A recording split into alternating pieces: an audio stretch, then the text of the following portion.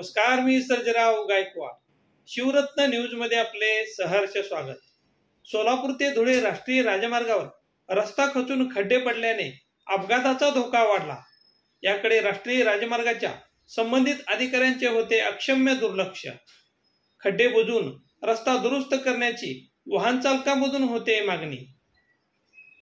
सोलापूर ते धुळे राष्ट्रीय राजमार्ग क्रमांक 52 वरती तुळजापूर तालुक्यातील तामलवाडी येथे महामार्गावरचा रस्ता खचला असून यावर मोठे खड्डे पडल्याचे दिसून येत आहे.